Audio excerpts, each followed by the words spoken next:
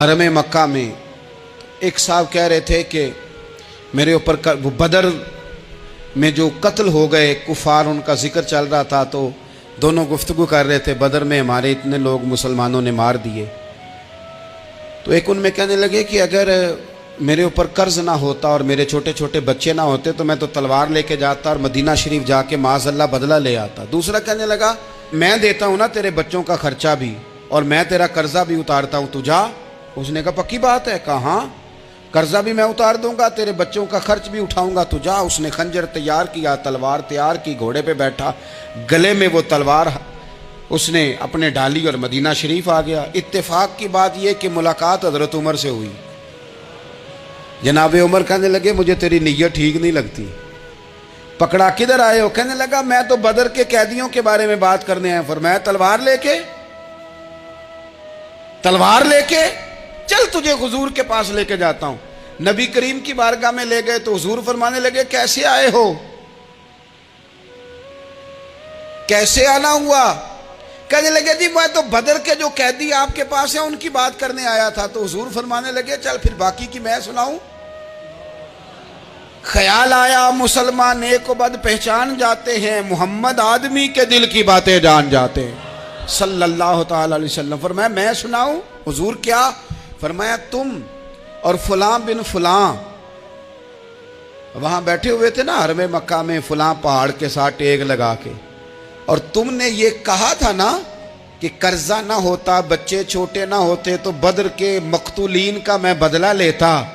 یہ سارا کچھ طے کر کے پھر آئے ہو تلوار لے کے، اور یہاں کہتے ہو میں قیدیوں کے بارے میں بات کرنے آیا تھا۔ اس کے تو پسینے چھوٹ گئے، وہ تو بے حال ہو گیا۔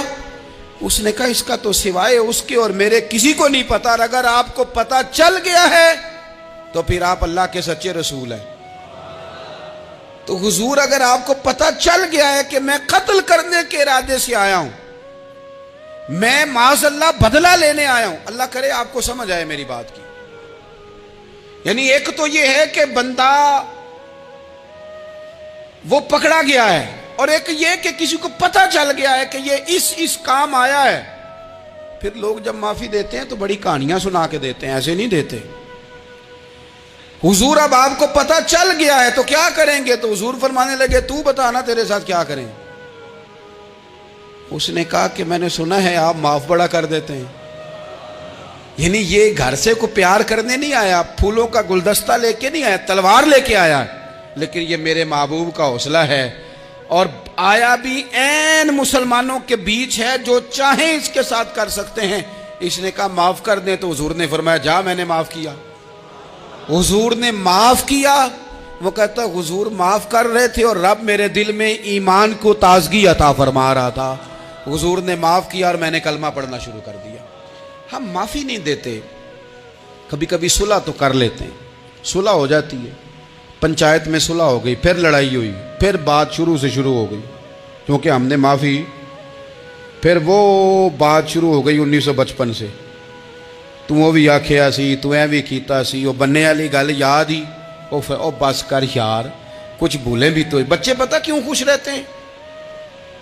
آپ کو پتہ ہے بچے کیوں خوش رہتے ہیں؟ بچوں کو بات بھول جاتی ہے، اس لیے بچے، اماں نے ادھر 2 تھپڑ مارے 3-4 منٹ پہلے، اور اگلے 5 منٹ میں اماں نے پھر ماتھے کا بوسہ لیا تو بھول گئی بات۔ اللہ کرے کوئی تھوڑے تھوڑے بچے بھی بن جائیں۔ یہ جو بہتے سیانے ہیں نا، ان کا بھی اللہ ہی حافظ ہے، عقل زیادہ آ گئی ہے نا۔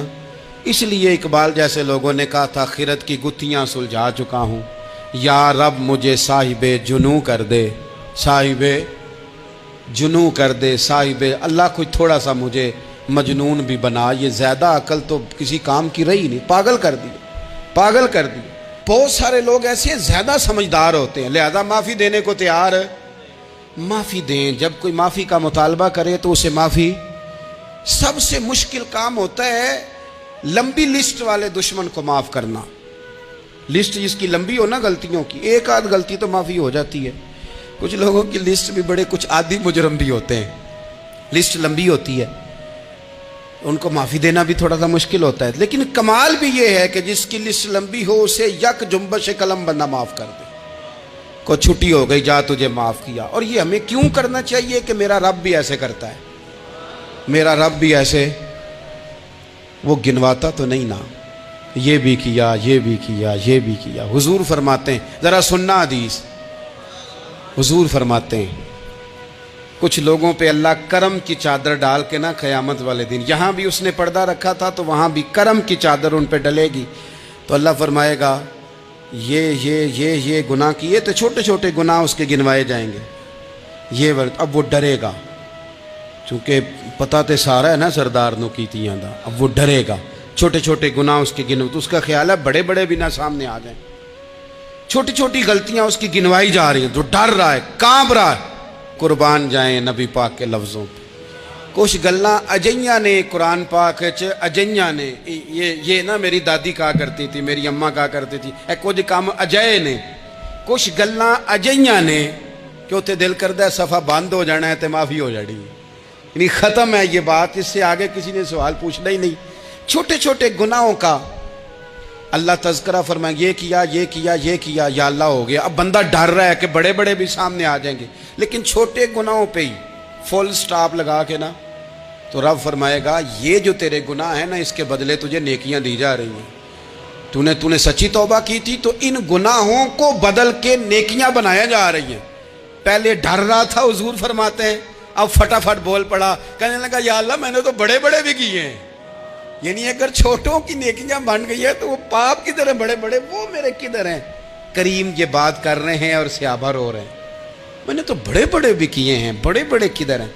अल्लाह ताला बंदों को माफ़ फरमाता है, रब अपने बंदों को वो माफ़ करता है। अगर अल्लाह माफ़ न करे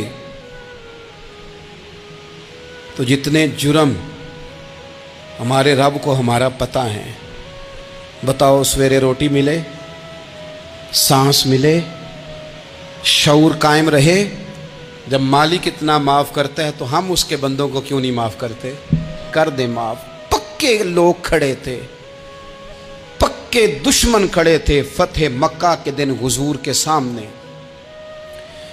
और कुछ लोग ऐसे होते हैं जिनसे उम्मीद नहीं होती, अपने होते हैं कि ये वाला जुमला, और बंदा कहता यार तुझे तो नहीं ना कहना चाहिए था, कोई और कहता मुझे। कहते हैं, ये ना समझें कि लोग कहते नहीं, कहने वाले, ये बात ही आप छोड़ दें कि कोई आपको कुछ कहेगा नहीं, ये छोड़ दें।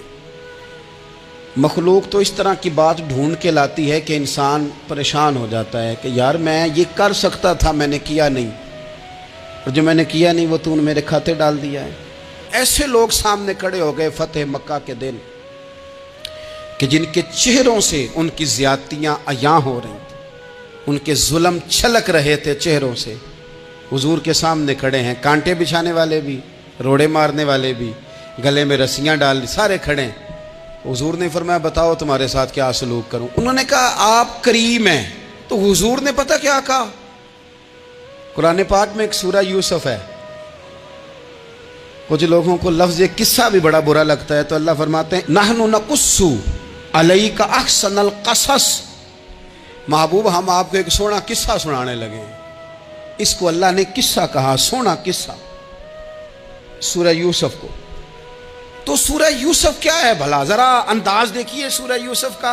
पहले हजरत यूसुफ लाडले हैं बाप के, लाडले, फिर उसी जनाबे यूसुफ के मुंह पे तमाचे हैं, फिर वही जनाबे यूसुफ कुएं में हैं, फिर कुएं से बच गए। कुएं में गिरा भी बंदा कभी बचता है, बच गए, अल्लाह की शान हो तो बच जाता है, बच गए।